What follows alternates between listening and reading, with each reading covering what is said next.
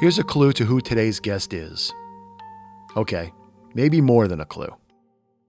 Hi, I'm Celisia Stanton, and I was robbed of my entire life savings by someone I thought I could trust. But hold up. Let's rewind. For years, like you, or at least like someone you know, I kept coming back to this captivating and questionable genre, true crime. Growing up, I watched reruns of Forensic Files. Later on, I binged Netflix specials, got lost in the fiction of Criminal Minds, and read long-form investigative journalism here and there. Serial was the podcast that got me into podcasts. Then 2020 hit. And in the middle of the pandemic, I was the victim of a huge financial scheme, one that defrauded me of tens of thousands of dollars. And before I knew it, I found myself caught in a tangled web of tears, cops, and courts. Violence wasn't necessarily new to me, but this was. Suddenly, I was learning firsthand what the justice and criminal justice really meant. And I'm still not sure why, but in my grief over what had happened to me, I found myself turning again to true crime.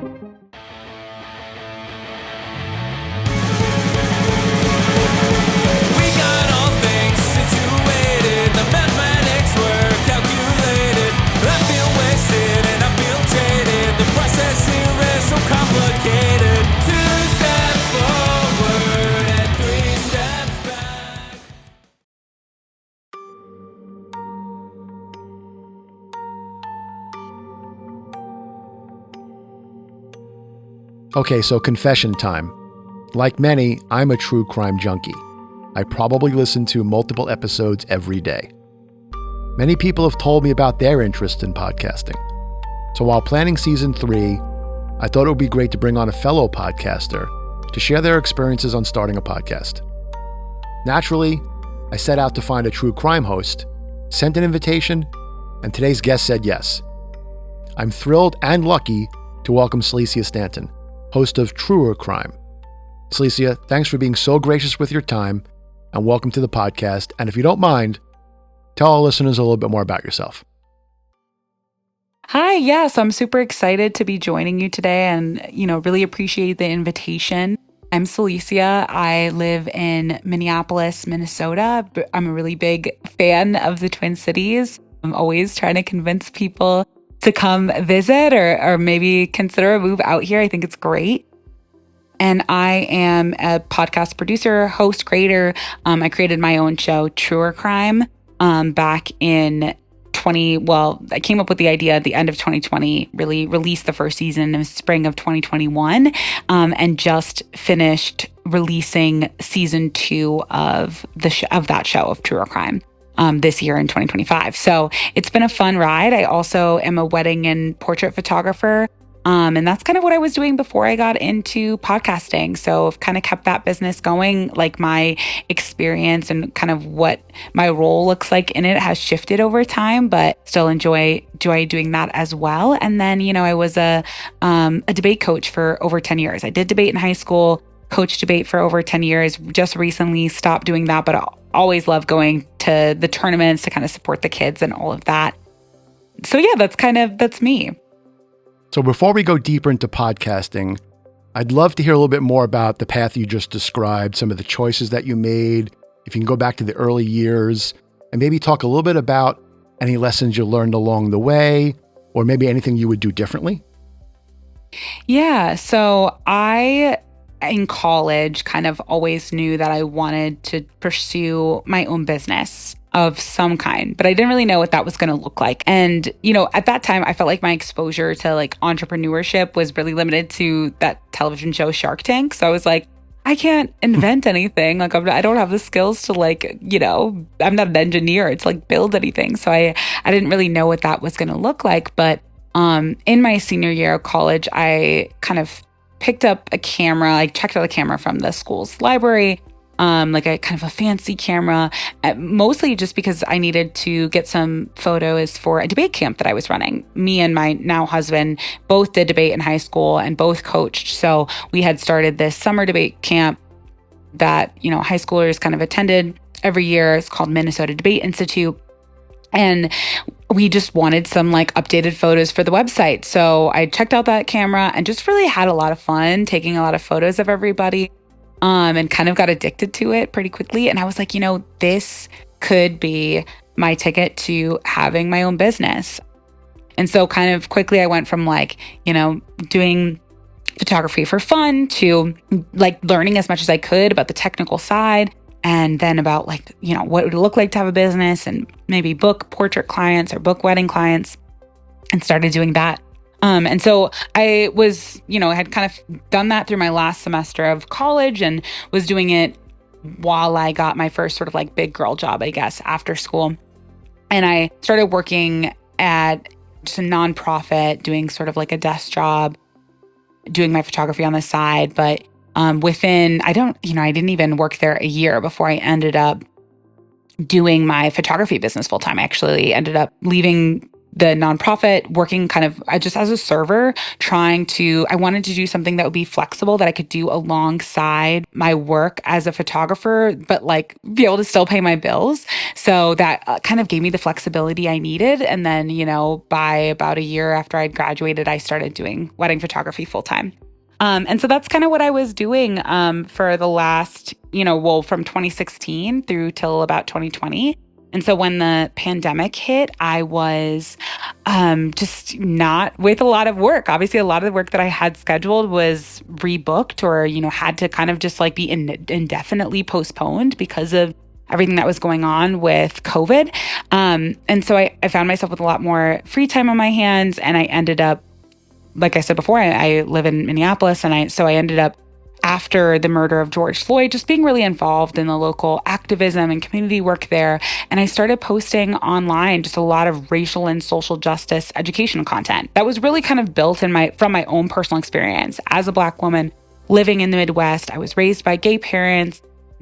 All these sorts of things kind of shaped my perspective. And so I kind of just started sharing things that I knew and understood about race and social justice. And I found that a lot of those posts were resonating with people. This was just on my like personal / photography Instagram account.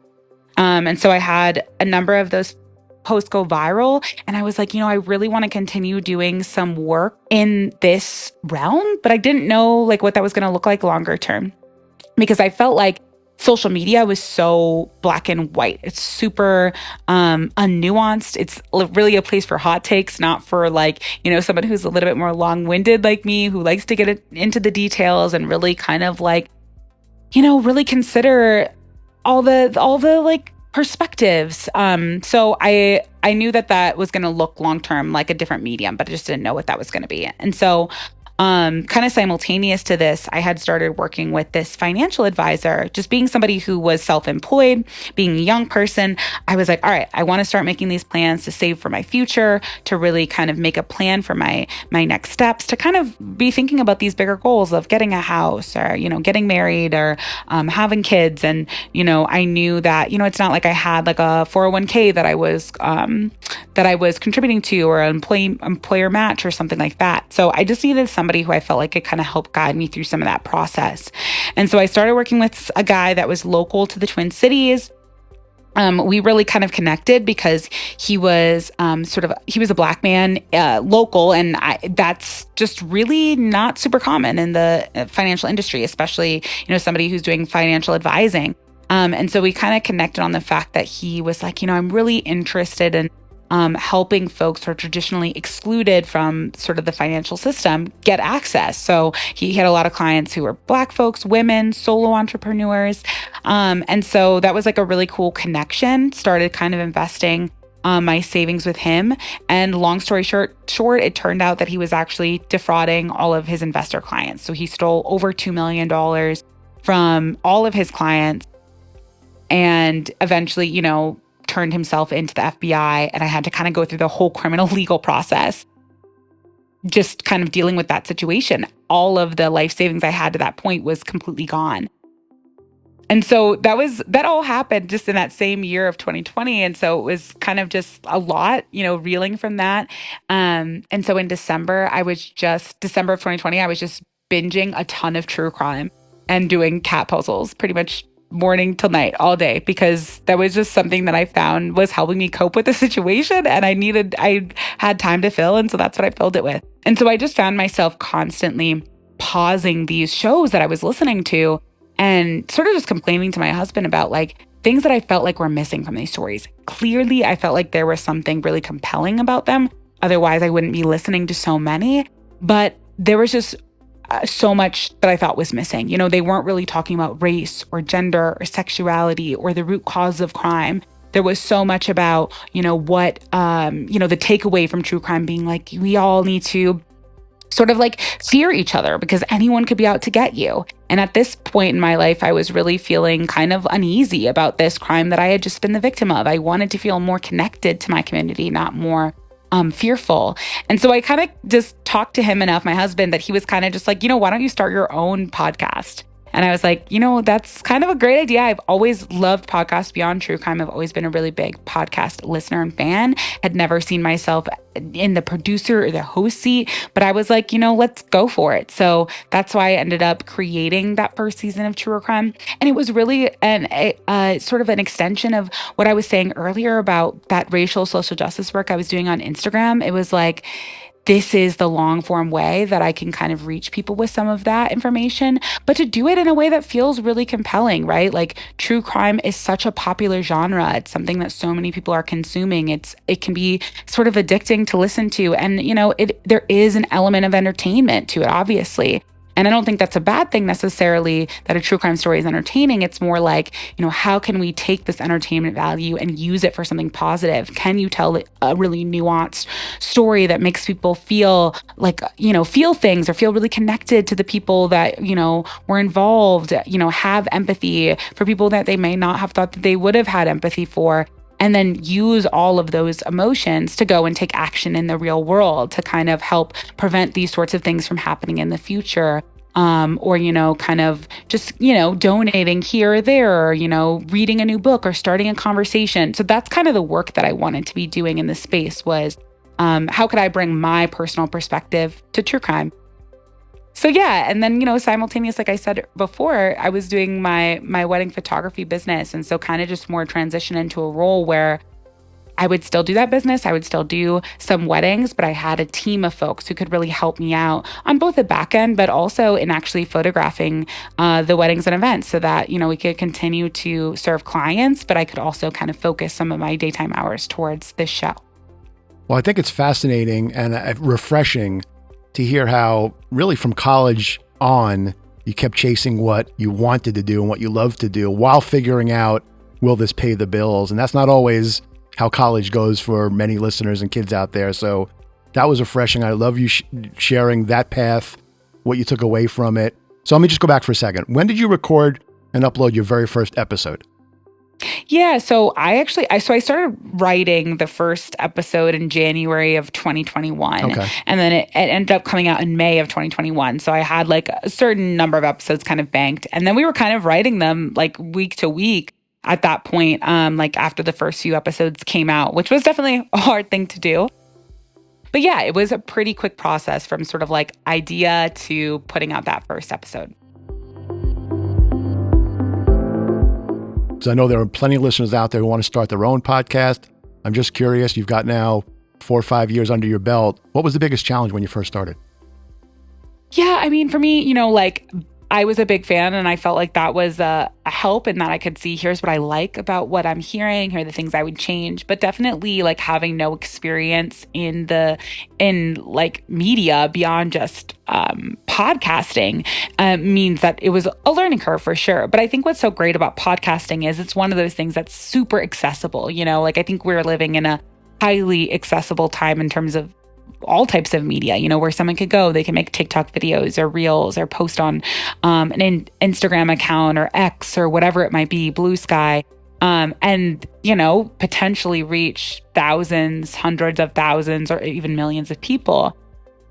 And so, I just kind of started off with some really basic equipment, tried to like sort of figure it out as I went, which means, obviously investing a lot of time in things that sometimes it was like, oh, we're not actually going to go that path, or, like it can be frustrating, like technology, trying to figure out all the things that we need to do in order to get everything published correctly and get it onto all the different platforms. But I do think there are some really great resources out there that kind of like break down the sort of basic steps from, recording to uploading, or to like publishing on the different platforms. And we just try to follow those things and put it out there. But I definitely think that was, it was definitely like a learning curve, like I said. And then also just like writing a show, true crime is fully scripted. So it's quite a bit of writing. I always kind of joke that like every season is like, I've written a full book because, when you're talking straight for, 40 minutes to an hour, it's a lot. Every episode is probably like 16 to 20 written pages.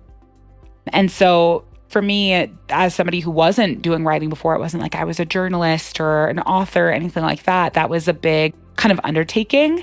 And I feel like writing is such a hard process. I always, love the quote that it's like, oh, it's great having written, but like the actual process of writing can be really arduous. Everyone likes the end result. So I think that was tricky. And also just trying to figure out how to streamline this, because it was like, I wanted to put these episodes out to get them in front of people, to tell as many stories as possible. But like just with the amount of nuance and care and research I wanted to take with each of these stories, it meant, just a lot of investment time-wise. So just trying to figure out a workflow that would work where, we could try to get these episodes out in an efficient way, but also not sacrifice the quality was definitely tricky. And especially at the beginning, because, I wasn't in that whole first season, there was no money that was being made. This was just something I was doing as kind of like a side project to my actual business.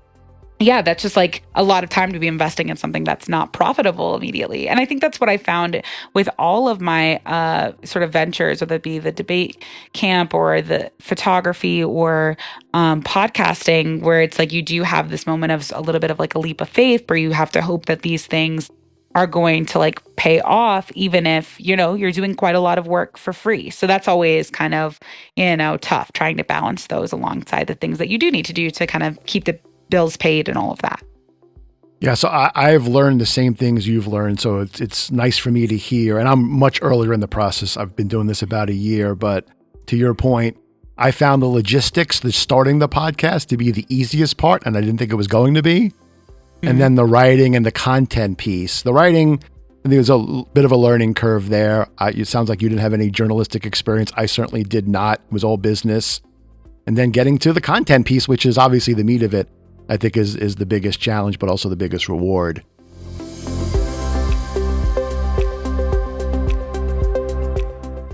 So let's talk to those out there now who are specifically thinking about starting a true crime podcast. What advice do you have for them?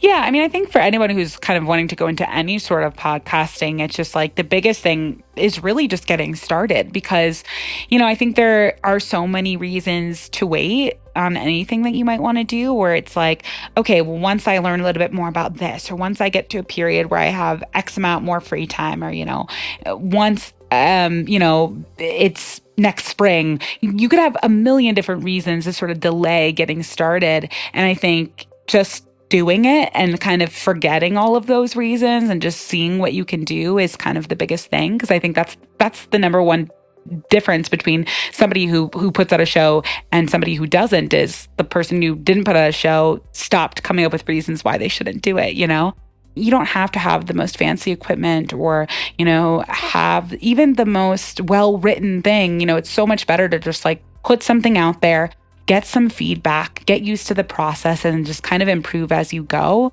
versus sort of like waiting for perfection and then putting something out. So for me, that's kind of was a large part of it, was like, as soon as I had the idea, it was like, I just need to start working on the first episode right now, because the more I delay this, the more chance that, this never sees the light of day. That's a great way to put it. I mean, succinctly, just start, just do it. But I'm curious, did support around you help accelerate the process, or was it really just all on you to get going and begin?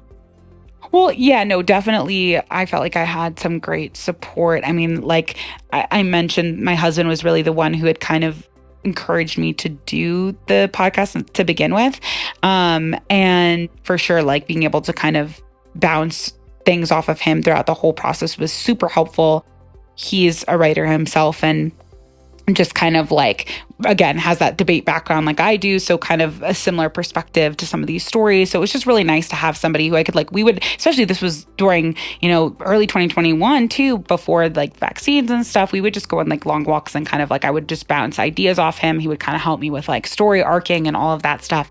And then my best friend, Olivia, who is also works for my photography business as kind of my business manager, she came on to work on the podcast in the first season, especially like with, helping a lot with marketing, especially around social media and a lot of those sort of like technical logistics in terms of publishing and all of that.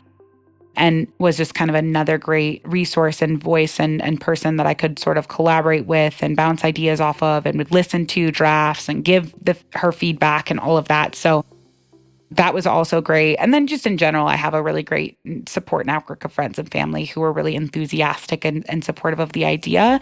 And I think, for me, having done a number of different sort of entrepreneurial things, I already knew that I had a great group of people around me who would kind of help push me to the next level. And I think that's one of the things that when I talk to other people who are kind of interested in pursuing something entrepreneurial or have already like are in the beginning stages is like for some people, they feel like they're kind of isolated. Like maybe they have a lot of people around them who aren't used to that different way of going about work, right? It doesn't feel stable or secure.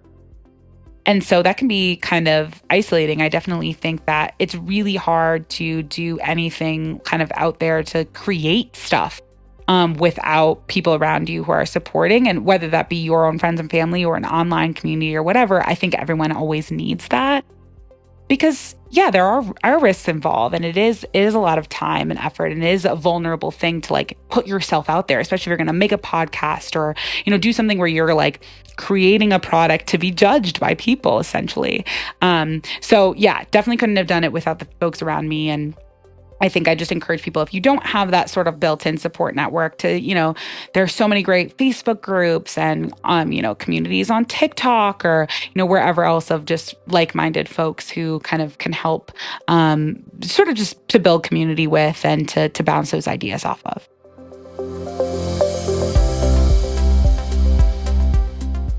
I know you have an affiliation with Tenderfoot TV, and I'm very familiar with their podcast offerings, being an avid listener. I'm just curious, how did you get involved, and what does it really entail to be part of Tenderfoot TV? Yeah. So, like I said, I had put out that first season independently, and I didn't really know what would come of that. I just kind of wanted to start with putting it out and see what happens next. But actually, kind of serendipitously, like a few weeks into putting out the show, an agent had reached out to me who had said that he had come across my show, was kind of interested in chatting more about it. And he was able to kind of set up a few meetings for me with people who, might be interested, networks who might be interested in picking up the show or doing some kind of deal. And that's how I ended up meeting the folks at Tenderfoot TV. And, I really loved that the work that they were doing, they're primarily a true crime podcast network based out of Atlanta. And I loved the stories they were telling. I felt like had perspectives that were unique. I loved the way that their show sounded. Like they had great, amazing sound design and, custom music for all their like limited series. And, just like the editing was so top notch and the sound quality was so great.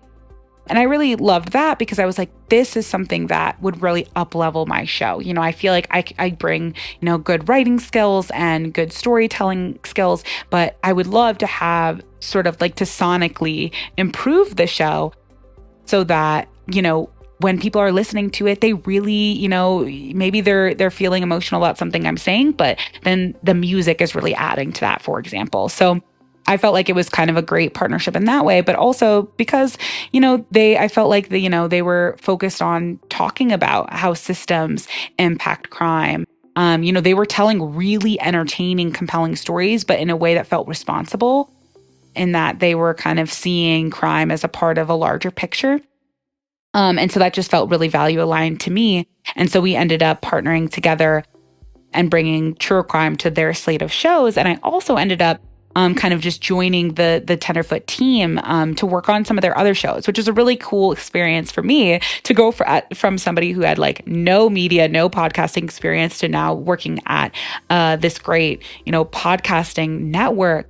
was a really great learning experience. And so I've gotten to host on another show called The Vanishing Point, which is a show that, it's another true crime show that focuses on Hoopa Valley, which is an area in California. It's on there's a reservation on that land, and there's a high number of indigenous folks who have gone missing or have been murdered from that area. And this series really examines like why is that? What are the factors that are leading to that? And especially by like telling a few of those stories. But then also, maybe on some shows I'll research, I'll write, or, provide production support or ideas for social media. So kind of an all hands on deck sort of thing. And it's been a really great experience to kind of figure out what are all the things that go into the process of making these shows. All right, let's get into Truer Crime, your podcast now. And this question is probably deserving of its own episode, but could you just walk us through the process of creating an episode from how you research to how you actually produce it? Yeah. So, it's evolved a little bit over time as we've tried to streamline for the second season, especially now that we're part of like the Tenderfoot team.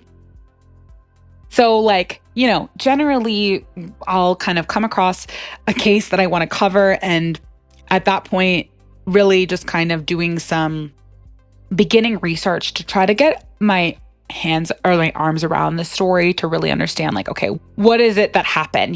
Just the broad facts. And then once I have that, I'm able to start really kind of thinking about like, well, what is it? What does the story spark for me? What sorts of rabbit holes am I interested in kind of going down? What are the sort of systems at play here?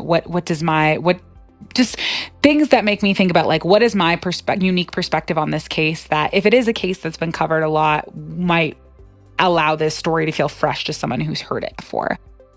And so once I kind of know that, I'm able to start putting together like a really just rough outline of kind of what I want the story to be and kind of what I want that introductory point to be and kind of the full story arc of like, how am I going to bring the listener on this journey with me of hearing about this case? And then from there, that's when I'm really doing some of that deep dive research of kind of, okay, what are all the pieces that I need to sort of fill this out and tell, of course, a factual telling. And oftentimes that'll be supplemented by like, studies that like, or statistics or whatever that kind of support maybe a point that I want to make. That might not be directly related to the case, but like represents how like this case is relevant to, lots of cases just like it, right? So that people have that broader context of understanding how this crime could have happened. And then from there, it's really just that writing piece, which is what takes the longest. And now, Olivia, my business manager and co-producer on True Crime, she helps with that research and writing piece as well. So that's great to kind of have that support throughout on season 2. And then, at that point, we're recording. We have a great post-production team at Tenderfoot that does all the editing and the sound design and all of that great stuff. And then, there's a lot of little details about like, okay, titles and descriptions and what is the social media content that we're going to kind of create to promote the episode. But we sort of figure all that out, somewhere along in the process, and then it gets put out to listeners. And sometimes we'll do like a bonus episode where we'll kind of dive in deeper into a certain aspect, or maybe it'll be an interview with someone who's related to the case or something like that.